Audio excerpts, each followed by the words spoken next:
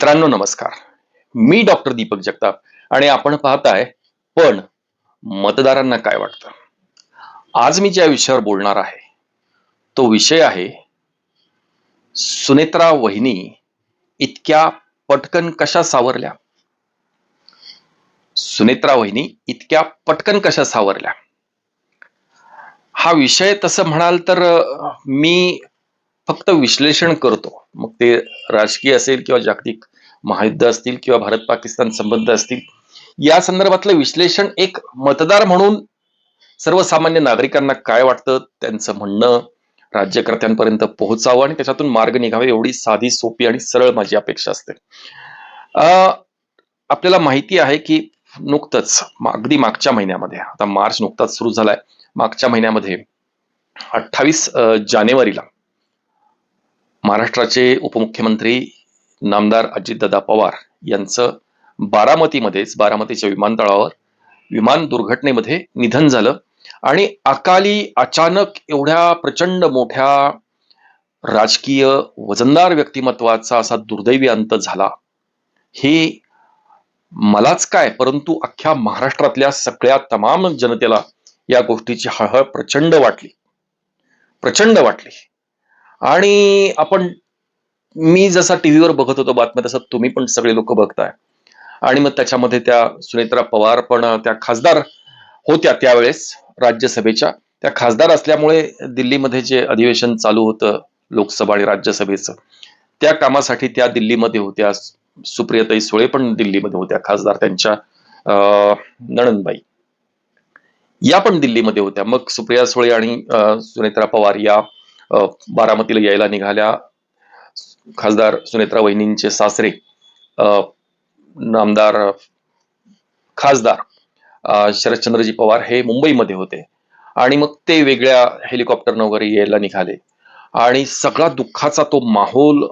मी स्वतः बारामती लोकसभा मतदारसंघातच माझं गाव येतं सासवड, पुरंदर तालुका, आणि पुण्यामध्ये प्रॅक्टिस. तर मला सासवडवरून पुण्याला येताना प्रचंड ट्रॅफिक, इतक्या गाड्या पुण्याहून बारामतीच्या दिशेनं जात होत्या. मग त्याच्यामध्ये मंत्र्यांच्या अनेक गाड्या होत्या, सरकारी अधिकाऱ्यांच्या गाड्या, लोकांच्या नागरिकांच्या गाड्या की जे शेवटची श्रद्धांजली किंवा दादांचं अंतिम दर्शन घेण्यासाठी लोक जात होते. आणि दुःखावेग प्रचंड होता. सगळा महाराष्ट्र सुन्न झाला होता. मग त्या आपण बघितलं असेल की विमानातून खासदार सुनेत्रा वहिनी पवार या उतरल्या आणि त्यांचे वडील पद्मसिंह पाटील यांच्या गळ्यात पडून रडायला लागल्या आणि पाठोपाठ खासदार सुप्रिया सुळे आल्या आणि अतिशय दुःखाचं वातावरण. मग शरद पवार सुद्धा विमानतळावर बारामतीच्या उतरले आणि मग तिथून त्यांनी त्या अपघात स्थळाची पाहणी केली आणि आपण या सगळ्या गोष्टी बघितलेल्या आहेत. आणि त्याच्यानंतर अवघ्या 3 दिवसामध्ये खासदार सुनेत्रा वहिनी पवार यांनी महाराष्ट्राचे उपमुख्यमंत्री म्हणून शपथ घेतली आणि या गोष्टीचं खरोखर प्रचंड आश्चर्य वाटलं. हे सगळ्याच जनतेला आश्चर्य वाटलं. मी माझ्या चॅनलवर कधी गौप्यस्फोट करत नाही. मी आपल्याला म्हटलंय की गौप्यस्फोट करायला, कारण ती बातमी कळाल्या पटकन त्याचा व्हिडिओ बनवणं आणि तो लगेच शेअर करणं, इतरांनी सांगण्याच्या अगोदर शेअर करणं, हे मला माझ्या व्यावसायिक मर्यादांमुळे शक्य होत नाही. परंतु हा तसा गौप्यस्फोट म्हणायला हरकत नाही. कारण जसा हा प्रश्न तुम्हाला पडला होता की सुनेत्रा वहिनी पवार इतक्या पटकन सावरल्या कशा, आता तर म्हणजे सगळ्यांनाच असं वाटत होतं की जवळपास आता 1 महिनाभर तर हे पवार कुटुंब आता दुःखामध्ये गेलेलं आहे. आणि ते स्पष्ट दिसतंय ना, त्याला हातच्या कंकणाला आरसा कशाला ही म्हण जी आहे, हातातल्या बांगड्या बघायला आरशाची गरज नाहीये. एक्झॅक्टली तशीच अवस्था होती की टीव्हीवर सततच दादांचं दर्शनच चालू होतं. सगळीकडं पुणे शहरभर, आमच्या गावामध्ये सगळीकडे प्रचंड फ्लेक्स लागले होते, भावपूर्ण श्रद्धांजली, दादा परत या, दादा गेलेलेच नाहीत, दादा इतर कुठेतरी उतरले असणार आणि दादा परत येतील. भावनावेग इतका प्रचंड होता लोकांचा आणि आजही आहे.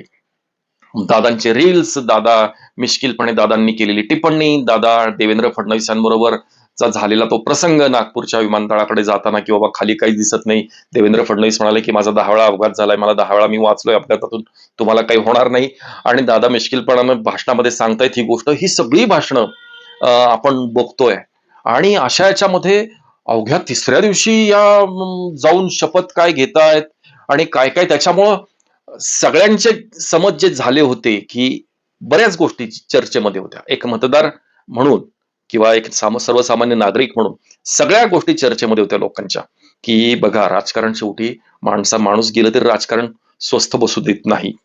काहींचं म्हणणं होतं हे पटेल जे आहेत यांना राष्ट्रवादी काँग्रेसचं प्रमुख पद हवंय, त्याच्यामुळे त्या सुनेत्रा वहिनींनी गडबड केली असणार. नंतर काहींचं म्हणणं होतं की छगन भुजबळांना राष्ट्रवादीचा अध्यक्ष व्हायचंय म्हणून त्यांनी पण नेतृत्व करायचं, म्हणून छगन भुजबळ काहीतरी उठून उभे राहतील म्हणून पण त्यांनी जाऊन तातडीनं शपथ घेतली असणार. काहींचं म्हणणं होतं की सुप्रिया सुळे आता पक्षाध्यक्ष होतील आणि दोन्ही राष्ट्रवादी म्हणजे शरदचंद्र पवार गट आणि अजितदादा गट हे दोन्ही राष्ट्रवादींचं एकत्र होण्याच्या चर्चा त्यावेळेस जोरदार चालू होत्या. आणि तसं चित्र महानगरपालिकांच्या ज्या निवडणुका झाल्या त्याच्यामध्ये अनेक ठिकाणी शरदचंद्र पवार गटानं त्यांची तुतारी वाजवणारा माणूस हे चिन्ह बाजूला ठेवलं आणि घड्याळ या चिन्हावरच निवडणुका लढल्या. त्यामुळे अमोल मिटकरी असतील, डॉक्टर अमोल कोल्हे असतील, सगळ्यांकडूनच या चर्चा आपण बघत होतो की ह्या दोन्ही राष्ट्रवादी काँग्रेस एकत्र येणार. आणि मग अशा याच्यामध्ये मग सुप्रिया सुळेंना राष्ट्रवादी काँग्रेसचं प्रमुख व्हायचंय म्हणून पटकन त्यांचा काटा काढण्यासाठी सुनेत्राबाईंनी जाऊन डायरेक्ट शपथ घेतली. त्याच्यानंतर शरद पवारांचं पुढची राजकीय खेळी खासदार शरद पवार करतील, काहीतरी वेगळीच डाव टाकतील म्हणून पण सुनेत्रा वहिनी पटकन उठल्या आणि शपथ घेतली. ह्या सगळ्या चर्चा ज्या तुमच्या मनामध्ये आणि सामूहिकरित्या आपण केलेल्या आहेत त्या चर्चांमध्ये मी पण सामील होतो. म्हणजे मी कानावर ह्या गोष्टी येत होत्या त्याच्यामुळे आपलं लोक बोलतायत तर आपण पण त्यांच्याशी इंटरॅक्ट व्हायचं, एवढाच त्याच्यामधला विषय होता. पण या मागची खरी ज्यावेळेस गोष्ट काय आहे, नक्की असं का केलं त्यांनी, की अवघ्या तिसऱ्या दिवशी लोक म्हणायचे अहो अक्षरशः नवऱ्याची म्हणजे अंत्यविधीची ती राख शांत होत नाही, ती विझत नाही पूर्णपणे, त्याच्या आत जाऊन यांनी शपथ घेतली. म्हणजे बघा सत्तेच्या पुढे माणसं किती हतबल होतात किंवा सत्ता किती प्यारी असते, खुर्चीची लालच काय असते वगैरे सगळ्या चर्चा माध्यमांमधून किंवा आपल्या एकमेकाशी चर्चा करताना गप्पा मारताना रंगल्या. पण या चर्चा अतिशय निरर्थक आहेत एवढं या क्षणाला मी ठामपणे तुम्हाला सांगतो.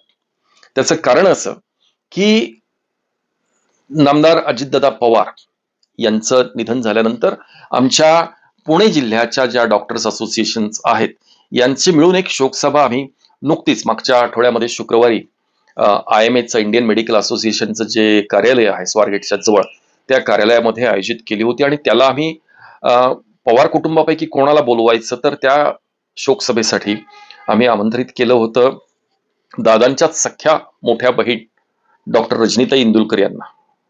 आणि रजनीताई इंदुलकर आणि माझे स्वतःचे गेल्या 3 दशकांचे अतिशय जिव्हाळ्याचे संबंध आहेत.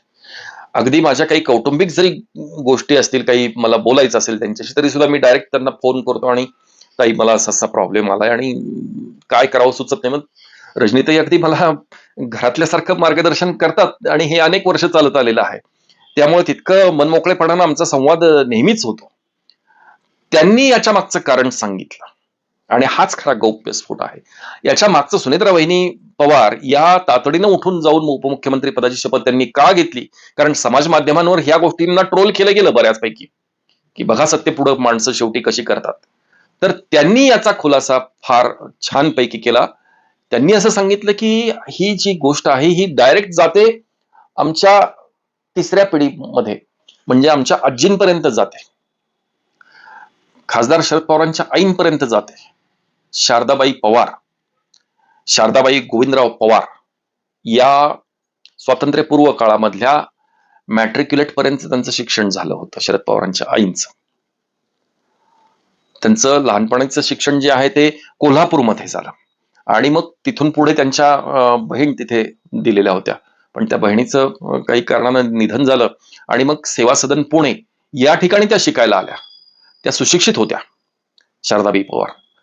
आपण जे शारदा प्रतिष्ठान बारामती जे प्रचंड मोठं शैक्षणिक संकुल जे उभं राहिलेलं आहे ते खासदार शरद पवार यांच्या आईचं नाव त्याला दिलेलं आहे.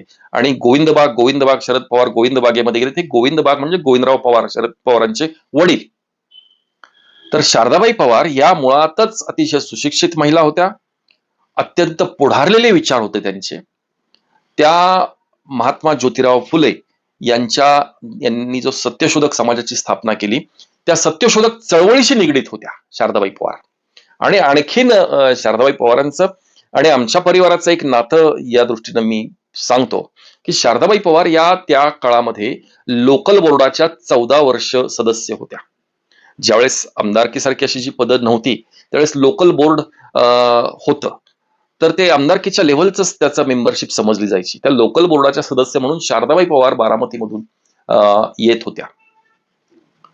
त्यांच्याबरोबर माझे आजोबा कैलासवासी नानासाहेब नारायणराव जगताप हे पुरंदर तालुक्यातून लोकल बोर्डावर जात होते, सदस्य होते ते.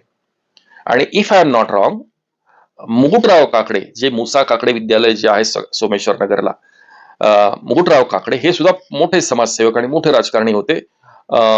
निंबूत या गावामधले, निरेच्या जवळ ते गाव आहे, ते पण लोकल बोर्डाचे आणि माझ्या आजोबांचे चांगले मित्र होते. आणि या मंडळींची एकमेकाशी अतिशय सौहार्दाचे असं संबंध होते, चांगले संबंध होते. तर शारदाबाई पवारांपर्यंत या गोष्टीचं मूळ जातं की सुनेत्रा वहिनींनी शपथविधी लगेच गडबड का केली. अख्खा महाराष्ट्र म्हटलं तरी थांबला असता एक महिनाभर, की जाऊ द्यात तुमचं अगोदर दुःख थोडंसं हलकं होऊ द्यात, तुमच्या नातेवाईकांच्या गाठीभेटी होऊ द्यात आणि एकमेकाचं सांत्वन होऊ द्यात, तुमचं जरा दुःख, तुमच्या डोळ्यातले अश्रू जरा निवल्यानंतर आपण शपथविधी करूयात, असंही झालं असतं. परंतु सुनेत्रा वहिनी अवघ्या तिसऱ्या दिवशी जाऊन शपथ त्यांनी घेतली. तर शारदाबाई पवारांचा उल्लेख का या ठिकाणी झाला. शारदाबाई पवार यांचे चिरंजीव आणि अजितदादांचे वडील अनंतराव पवार, अनंतराव पवार हे अतिशय देखणं आणि उमद व्यक्तिमत्व, जे खासदार शरद पवारांचे भाऊ अनंतराव पवार यांचं अकाली निधन झालं. अगदी तरुण वकील म्हणून त्यांनी बारामतीमध्ये आपल्या वकिलीला सुरुवात केली, वकिलीमध्ये त्यांनी नावलौकिक मिळवायला सुरुवात केली, त्यांचं खूप मोठं प्रस्थ निर्माण व्हायला लागलं बारामतीमध्ये आणि अचानकपणे त्यांचा मृत्यू झाला. आज त्यावेळेस रजनीताई इंदुलकर या अवघ्या 6 वर्षांच्या होत्या आणि ही सगळी पाठोपाठची भावंड आहेत. अजितदादा असतील, त्यांचे भाऊ आहेत, त्यांच्या बहिणी आहेत, आणखीन एक विजया पाटील, ही सगळी भावंड, धाकटी भावंड. एवढ्या लहान अजितदादा सुद्धा अगदीच 4-1 वर्षाचे असणार. इतका मोठा दुःखाचा डोंगर त्या कुटुंबावर कोसळला आणि मग लोक भेटायला येत होती, जात होती. दशक्रियाविधी अमुक जे काही हिंदू संस्कृतीप्रमाणे जे काही व्यवहार असतात, 10वा 12वा 13वा वगैरे, ह्या सगळ्या गोष्टी, घरामध्ये दुःखाचं वातावरण. आणि याच्यामध्ये शारदाबाई पवारांनी त्या काळी घराच्या वर जे टेरेस असतं त्या टेरेसवर भिंत घालण्याचं काम सुरू केलं, त्याला कंपाऊंड घालायचं बांधकाम सुरू केलं. त्यावेळेस लोकांनी विचारलं, काय बाई, हे काय चाललंय, काय मुलगा आत्ताच गेलाय. बाई म्हणजे शरद पवारांच्या आईंना बाई म्हटलं जायचं. लोक माझे सांगाती या पुस्तकामध्ये सुद्धा शारदाबाईंवर जो शरद पवारांनी त्यांच्या आईबद्दल जे लिहिलेलं आहे त्याच्यामध्ये बाई म्हणूनच उल्लेख आहे. त्यांना त्यावेळेस समाजामध्ये बाई बाई बाई याच नावानं हाक मारली जायची. तर बाईंनी असं काम लगेच, इकडे मुलाचं अजून काही सगळं व्हायचंय विधी आणि त्याच्यात बाईंनी बांधकाम लगेच काढलं. त्यावेळेस त्यांनी सांगितलं की माझ्या घरामध्ये आता सध्या या दुःखाच्या प्रसंगी सगळीच लोक एकत्र आली आहेत आणि ही माझी नातवंड वरती खेळायला वगैरे जात आहेत. कोणी जर समजा तिथून पडलं, कोणाला इजा झाली, वरच्या मजल्यावरून खाली पडलं, तर ती मुलं जखमी होतील. या मुलांना सांभाळायचं कसं, तर तातडीनं ते बांधकाम करून घ्या. आणि त्या इतक्या कर्तव्य कठोर होत्या शारदाबाई पवार की त्यांनी सांगितलं की शरदराव म्हणजे त्यांचे चिरंजीव शरद पवार असतील, अप्पासाहेब पवार, प्रतापराव पवार जे सकाळ प्रेसचं काम बघतात, तर या सगळ्यांना सांगितलं आणि सरोज पाटील त्यांच्या शरद पवारांची बहीण, या सगळ्यांना सांगितलं की आता जे घटना घडायची ती घडून गेलेली आहे, पण तुम्ही तुमच्या जनसंपर्कामध्ये आहात, तुम्ही तुमच्या जबाबदाऱ्या मोठ्या आहेत, तुम्ही तुमच्या कामाला ताबडतोब आता सुरुवात करा, आता शोक करत बसू नका, मलाही ते आवडणार नाही. आणि त्या स्वतः समाजसेविका होत्या, त्यांच्याकडेही लोकांचा राबता खूप मोठा होता. तर म्हणाले आता जे झालं ते झालं, परमेश्वरी इच्छेपुढे आणि सत्तेपुढे आपण काहीच करू शकत नाही, पण आता तुम्ही तुमच्या कामाला लागा. एक्झॅक्टली हाच प्रकार सुनेत्रा वहिनींच्या बाबतीमध्ये झाला की आजी शारदाबाई पवारांचे संस्कारच असे होते की तुम्ही माणसाच्या कुठल्या याच्यामध्ये अडकून पडू नका. तो शोक आहे, दुःख आहे, सगळं मान्य आहे, परंतु तुम्ही जबाबदारी घेतलेली आहे अजितदादा पवार हे महाराष्ट्राचे उपमुख्यमंत्री होते. मग हा सगळा सारासार विचार करून डॉक्टर रजनीताई इंदुरकर असतील, त्यांच्या आणखी भगिनी विजया पाटील, त्यांचे भाऊ, या सगळ्यांनी समजावून सांगितले की वहिनी तुम्ही आता जावा आणि तातडीनं, कारण बघा मित्रांनो, पुढे परिस्थिती सुद्धा कशी पटापट बदलते. सगळे म्हणजे अतिशय नाट्यमय घडामोडी आपल्याला घडताना दिसतात. त्यांनी सांगितलं की जावा तुम्ही, कारण तुमच्यावर जनतेची जबाबदारी आहे. या 14 कोटी महाराष्ट्राच्या जनतेची जबाबदारी तुमच्यावर आहे, जी दादांवर होती ती तुम्हाला ते घ्यावी लागेल, हे त्या कुटुंबानं सांगितलं. खासदार सुप्रिया सुळेंनी सुद्धा सांगितलं, शरद पवारांनी सुद्धा सांगितलं की जा तुम्ही आणि आता तुम्हाला ही जबाबदारी घ्यावी लागेल. म्हणजे ज्यावेळेस आपण एखादं लोकाभिमुख कामामध्ये स्वतःला झोकून देतो, तो जो वारसा आहे, सुनेत्रा वहिनींना त्यांच्या माहेरून पण तेवढाच मोठा वारसा, राजकीय वारसा आहे. आणि सासरचा तर काही प्रश्नच नाही. खासदार शरद पवार हे कृषी मंत्री, संरक्षण मंत्री, महाराष्ट्राचे मुख्यमंत्री 4 वेळा होते. तर त्या जबाबदारीची जाणीव ठेवून त्यांनी तातडीनं शपथविधी त्यांचा झाला आणि त्यांनी काम करायला सुरुवात केली. त्याचं कारणही तसंच होतं की फेब्रुवारी महिन्यामध्ये आपलं अधिवेशन सुरू होतं, अर्थसंकल्पीय अधिवेशन सुरू होतं. अख्ख्या महाराष्ट्राच्या मग त्याच्यामध्ये सगळे कामगार असतील, जनता असेल, त्यांच्या काही अपेक्षा असतील. कारण अर्थसंकल्प महाराष्ट्राचा सादर करायचा असतो, की जो 9 वेळा रेकॉर्ड आहे ते, की अजितदादा पवारांनी अर्थसंकल्प सादर केला होता अर्थमंत्री म्हणून. तर ही जबाबदारी, सर्वसामान्य जनतेचे प्रश्न, त्यांना रोजच्या रोज भेडसावणाऱ्या समस्या, गरजा त्यांच्या, ह्या भागवण्यासाठी जर मी दुःख करत बसले, मी शोक करत बसले, माझी जय पवार, पार्थ पवार ह्या मुलांना पकडून तिथेच बसले घरामध्ये, तर हे सांभाळणार कोण? ही जाणीव ठेवून आजींनी, म्हणजे शारदाबाई पवारांनी जो वारसा त्यांच्याकडे दिला, पुढे शरद पवारांकडे दिला, पुढे अजितदादांकडे दिला आणि पुढे सुनेत्रा वहिनी तोच वारसा चालवतायत. त्यामुळे या सगळ्या ज्या चर्चा झाल्या आणि ज्या प्रकारे समाज माध्यमांमधून किंवा सोशल मीडियामधून ट्रोल केलं गेलं की इतकी घाई गडबड का होती की लगेच जाऊन उपमुख्यमंत्री पदाचं शपथविधी उरकायचा, त्याला पुस्ती जोडताना डॉक्टर रजनीताई इंदुरकर ह्या असंही म्हणाल्या की आमचं पवार कुटुंब हे कितीही आमच्यात राजकीय वैचारिक मतभेद जरी झाले तरी सुद्धा ते अत्यंत, त्याची वीणच अत्यंत घट्ट आहे. त्यामुळे कुटुंब कधीच आमचं विस्कटू शकत नाही. याबद्दल महाराष्ट्रानं कुठलीच शंका बाळगण्याचं कारण नाही. आणि शपथविधी आणि पुढचं जे राजकारण सुरू करावं लागलं हे केवळ आणि केवळ या राज्याच्या भल्यासाठी. कारण बघा परिस्थिती किती पटकन बदलली गेली. 4 दिवस झाले अमेरिकेनं आणि इस्रायलनं इराणवर हल्ला केला. इराणनं परत Dubai, Saudi, Bahrain, Oman, Jordan, जे जे त्याच्या पट्ट्यामध्ये येईल, जिथे जिथे अमेरिकेचे तळ आहेत, त्या ठिकाणी आपले महाराष्ट्राचे किंवा भारतीय नागरिक सुद्धा अडकलेले आहेत. लगेच हेल्पलाईन नंबर, कालच देवेंद्र फडणवीसांनी हेल्पलाईन नंबर पण जाहीर केले की या ठिकाणी नागरिकांनी संपर्क साधावा किंवा नातेवाईकांनी संपर्क साधावा. ह्या इतक्या पटापट बदलणाऱ्या जागतिक परिस्थिती किंवा राज्याची परिस्थितीचा विचार करता सुनेत्रा वहिनींनी जो निर्णय घेतला तो अत्यंत योग्य आहे असं मला वाटतं. आणि याच बरोबर त्यांच्या कुटुंबाचं देखील करावं तेवढं कौतुक थोडंच आहे की एवढं मोठं धारिष्ट्य स्वतःमध्ये ठेवणं. उगाचच शरद पवार तयार होऊ शकत नाहीत. हे प्रचंड मोठं धाडस करणारी ही व्यक्तिमत्व किंवा त्या अख्ख्या परिवाराचं जर एकंदरीत अजितदादांचा सुद्धा जर विचार केला तर नक्कीच याच्या पुढे नतमस्तक व्हावं लागेल. एवढंच या ठिकाणी बोलतो आणि थांबतो. धन्यवाद.